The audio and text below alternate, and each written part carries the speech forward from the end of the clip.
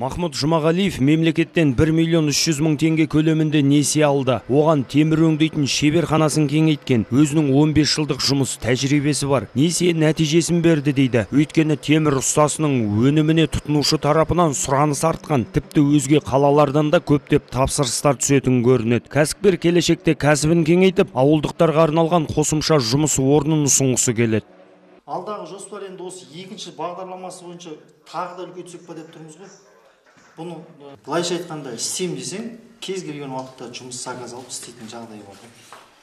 Жеке кәсібін ашқандардың бірі Икрам Елшібаев. Бұған дейін тұрақты жұмыс орны болмаған. Бағдарлама туралы ауылдастарынан естіп, отбасымен бірге шаруашылығын кеңейтуге көшіпті. Бүгінде мемлекеттік қолдаудың арқасында 3 миллион теңге несие алып, қорасын 4 түлікке толтырған. Сонымен қатар ол қымыздың қадірін арттыруға қамданған. Жиі тапсырыстар түсетіндіктен ұлттық сусынымыздың 2 түрін шығарады. Сондай-ақ тұрақты жұмысы жоқ 3 азаматты толық жұмыспен қамтып отыр.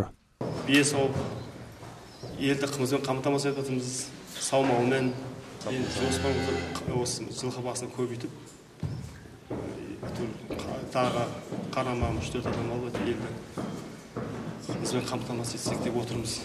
Мемлекеттік бағдарлама өз нәтижесін беріп, бүгінгі күні ауданда жұмыссыздардың саны азайды дейді мамандар. Ал жеке кәсібін ашуға ниет білдіргендердің саны артқан. Кәсіпкерлікті ынталандыру бойынша бізде жұмыссыз азаматтарға кәсіпкерлік ашуға, немесе кәсіпкерлік азаматтарға кәсіпкерлігі бар. Соларды кеңейтуге беріледі. Қазіргі таңда ауыл шаруашылық қаржылай қолдау қоры арқылы 20 үміткерлер 69 миллион 800 мың теңге қолдарына тиді.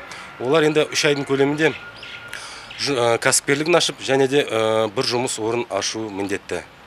Ауданда кәсіпкерлік субъектілерінің артуы өз кезегінде жұмыссыздық деңгейінің төмендеуіне ықпал еткен. Ендігі жолы экономиканың еселеп өсуіне өзіндік үлесін қосып келеді. Рахат Күзберген, Серік Тәжібаев, 7-7 Ньюс, Жуалы ауданынан.